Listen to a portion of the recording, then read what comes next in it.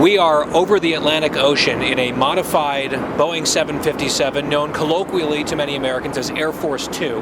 My guest on board, I guess really I'm the guest here, but it's Ambassador Robert O'Brien, the National Security Advisor in the Trump administration.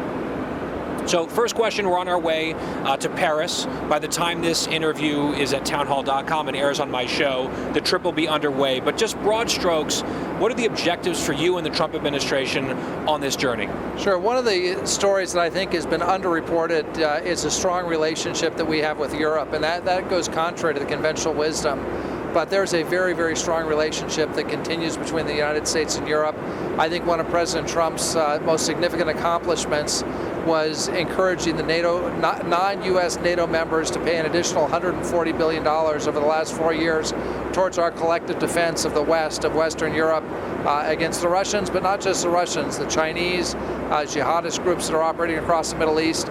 So this is an opportunity for me to get together with my counterparts from some of the larger European countries, the other national security advisors, and look at a very full international agenda over the next that we're going to be facing over the next several months, several years. You penned an op-ed in the Washington Post. It was in Monday's newspaper about China and the administration, the steps that the administration had taken in terms of some sanctions of the president. If you just tell us about what those sanctions are and why you think they're significant and needed. Well, the op-ed was about the situation in Western China, where the Uyghurs, a Muslim minority in China, are being horribly abused, massive human rights violations by the Chinese government against them, solely because of their status, their religious status. There are almost 1 million of them are in re-education camps. Their children are taken away and raised in state-run orphanages. The Washington Post and the New York Times both ran stories recently about a terrible campaign of forced sterilization, forced abortion, in an effort by, and even in some cases, sadly, a forced rape of Uyghur men by Han Chinese officers and military folks and civilians. So it's a really terrible situation. Many of these Uyghurs are used for forced labor to make manufactured products that are then sold at a low price here in America. And many Americans don't realize that some of the products they're purchasing are built in China with slave labor. So look, it's time for the world to step up. The United States and President Trump have been a leader when it comes to human rights violations in China. And one of the things I'll be talking to my counterparts about is making sure the rest of the Western world, the rest of the free world stands up, not just for the Uyghurs, but for all the people in China who are losing their rights and their human dignity under the Communist Party of China.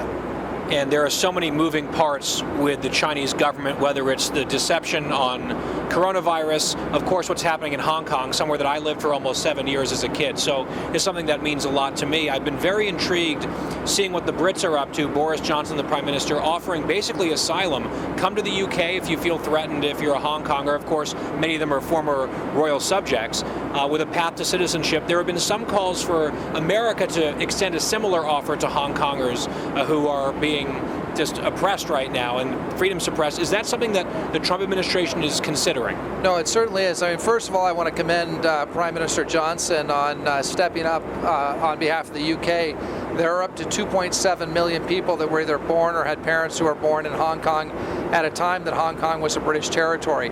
And so for Boris Johnson to open up the UK is really a commendable action. It's great for the UK. I mean, look, these are people that are being oppressed by communists now. They're losing their sovereignty. They were promised one country, two systems. In fact, they're getting one country, one system. Right. And the system they're getting is a terrible communist dictatorship. By the way, these people, as the president likes to say, they're smart as heck and they work hard.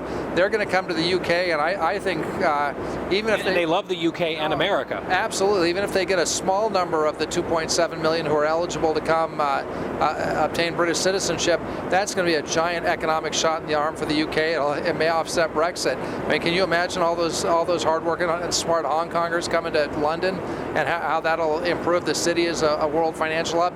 President Trump would like to have some of those folks come to America, and he announced that on June 6th when he talked about Hong Kong. We're going to be looking for opportunities to give asylum, and I think you'll hear more about that from the State Department very soon, but we're going to be looking for opportunities to give some asylum to a significant number of Hong Kong citizens who are now being totally oppressed by the Chinese Communist Party. one area where the U.S. and the Brits weren't necessarily seeing eye to eye for a while was on Huawei and their 5G infrastructure. It looks like the British government is maybe changing a little bit there, coming around to the Trump administration's perspective. Your response to that, and I assume that will be on the agenda when you meet with your counterpart from London in Paris. Well, we'll be talking about that, and we welcome the British moves. Part of that took place because President Trump took very strong action in sanctioning Huawei and in prohibiting Huawei from getting critical supplies, certain nanochips and other technology that Huawei was attempting to get from the United States and then would turn around and put American telecom companies out of business. So because of President Trump's strong action, I think that helped move the Brits. I think the Brits have also seen what's happened since the COVID crisis. They've seen the COVID crisis weaponized, whether it was something that came out of a lab or a wet market, whatever the origin of the coronavirus. And I say it's up to the burden is on the Chinese to come forward and let us know what the origin was. We don't know much about it because the Chinese have been so closed on corona and they've been so tight-lipped about it with the cover-up.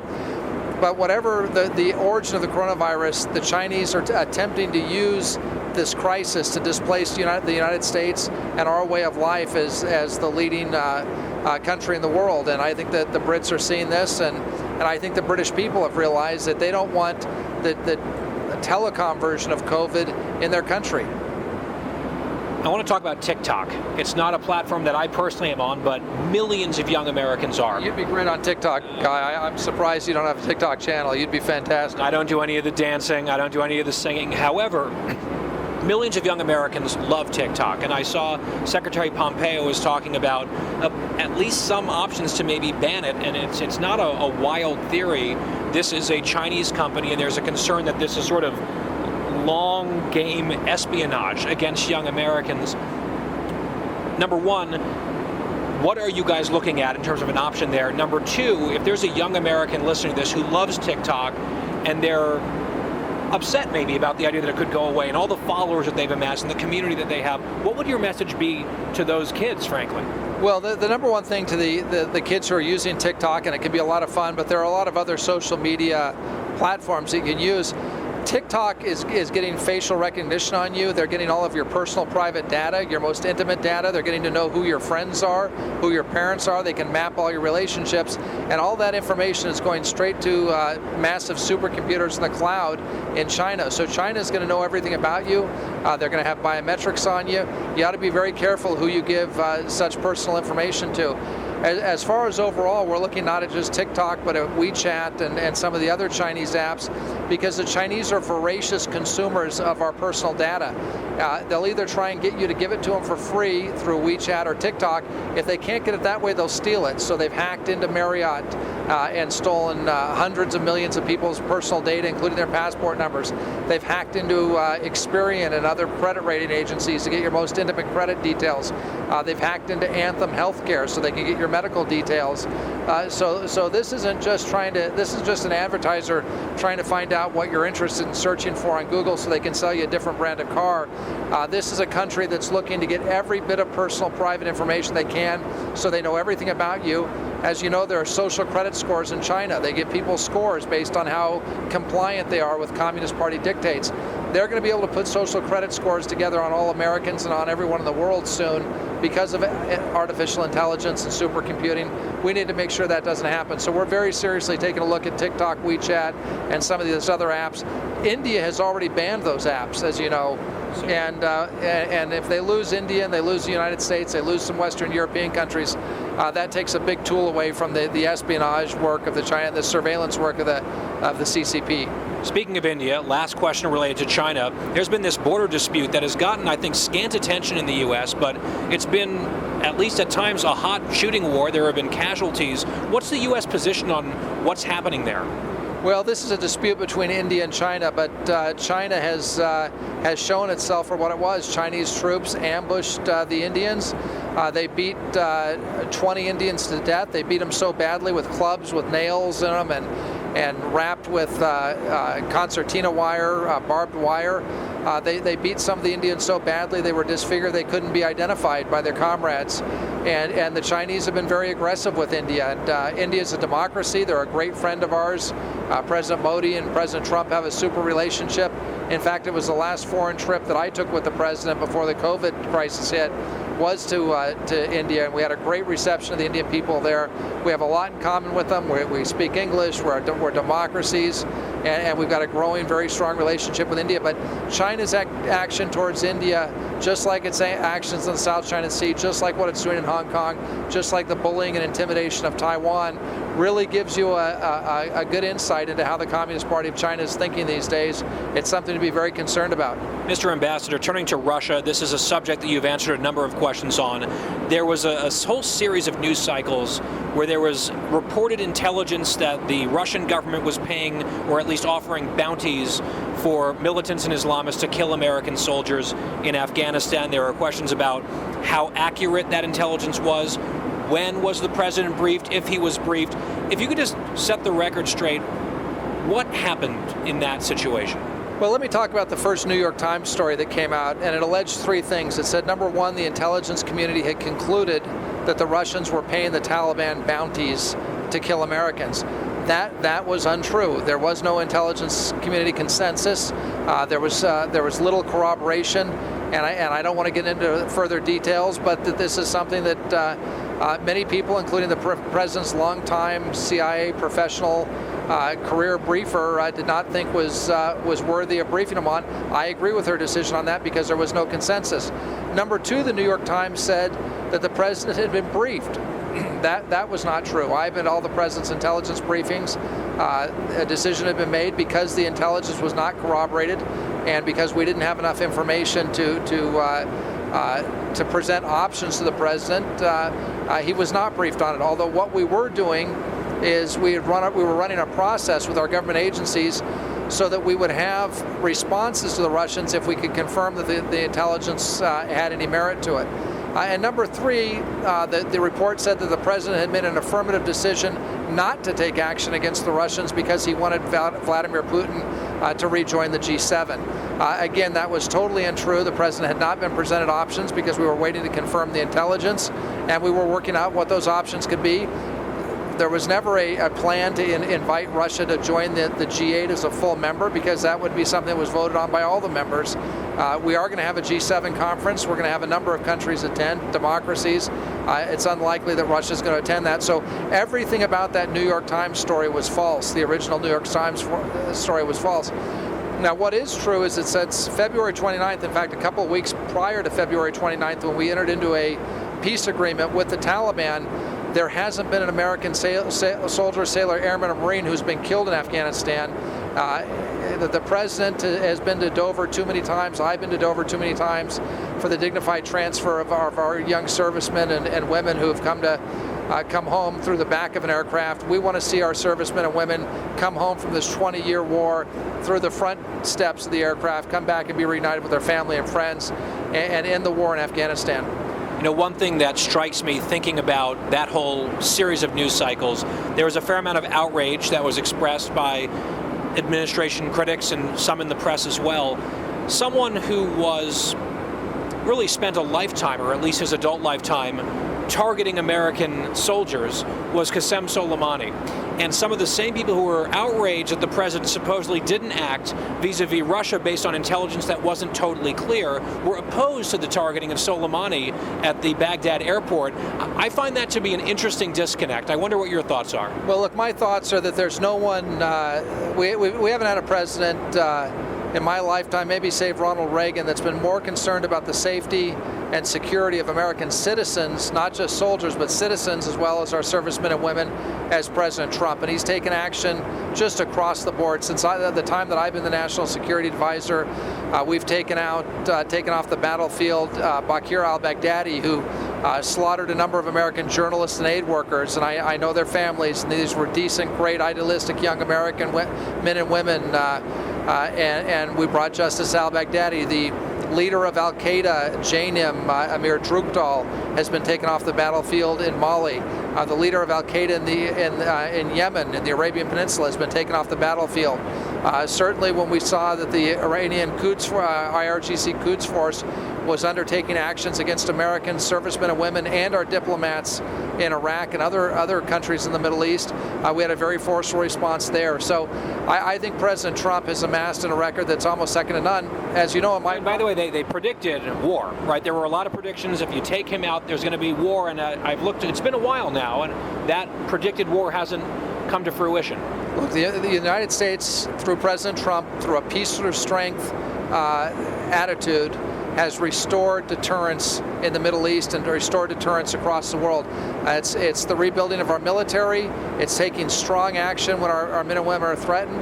And it's also, it goes back to my prior job. Before I was National Security Advisor, I was the President's Special Envoy for Hostage Affairs. And President Trump has brought over 50 Americans home. Many of those who were taken hostage or detained long before he became president. And he's done it without concessions to either hostage takers or foreign governments. And he's demonstrated time and again his commitment to the American people. That's part of America First, is protecting our people abroad. So anytime I hear that folks are criticizing the president for not looking out for our servicemen and women or for American citizens in general, that's something that just is belied by his activity over the past 3.5 years and the tremendous results he's shown. Just a few days ago, there was the third mysterious large explosion inside Iran. There's speculation about what might be happening there. I would imagine, as National Security Advisor, you're not terribly excited about speculating publicly about that, but is there anything you can tell us about what the U.S. government knows about that situation? Well, the one thing we know is that Iran is attempting to obtain a nuclear weapon. And we know that from the documents that the Israelis seized in that very daring intelligence operation. But we also know it from the fact that they're keeping IAEA inspectors out of 2 nuclear sites, that they're not living up to their obligations under the Non-Proliferation Treaty or under the JCPOA, which remains in effect between Iran and the Europeans. So they're moving towards a nuclear weapon. And the one thing I will say is that President Trump made it very clear that Iran will never have a nuclear weapon as long as he's president of the United States. Your predecessor has been in the news a little bit recently. Apparently there's a book out somewhere. And I know that you know John Bolton quite well. You've worked with John Bolton. You now have this position, and you have great respect to the president. That's very widely reported. I wonder, now that you're in the position, there are some serious allegations from Ambassador Bolton about the administration, about the president. You're just trying to do your job and not get sucked into all the politics. Has that been a distraction to your work at all? You know both people involved very closely. Well, look, we just want to get great results for the president, and the president is totally committed to protecting the American people, protecting our country.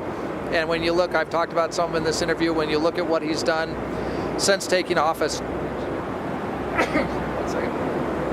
what he's done since taking office, and I just think of my tenure there, obtaining a ceasefire with the Turks who are going after our allies, the Kurds in Syria, obtaining increased NATO defense spending, taking out terrorists across the battlefield at every turn, sanctioning Russia the way it's never been sanctioned before, trying to stop Nord Stream 2, all of the efforts to bring Americans home safely and end the war in Afghanistan, but do so in a manner that allows the Afghan people to have a great future and encouraging inter-Afghan negotiations.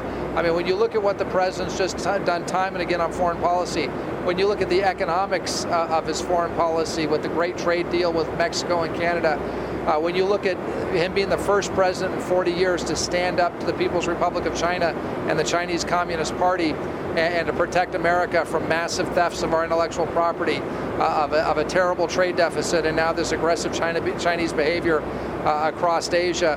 I haven't seen a president since Ronald Reagan who's done what President Trump has done. So rather than focus on gossip and salacious books and things of that nature, I urge people to look at the results that the president's achieved, and they've been great for the country. Do you think that it is appropriate for someone at such a high position to leave government and write this type of really scathing tell-all while that president is still in office, or is that fair game?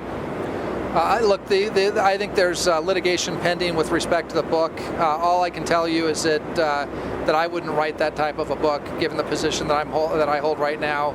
And maybe that goes to my background as a lawyer and and the belief that we need to hold confidence as sacred, especially when classified and top secret information is at stake. So it's not the type of book I would write, but I'll leave to the Justice Department their case with Ambassador Bolton.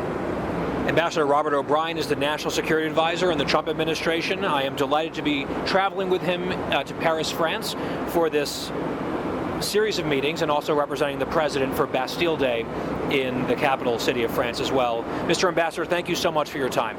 Great to be with you, Guy. I'm glad you're on the trip. Thank you. Glad to be here.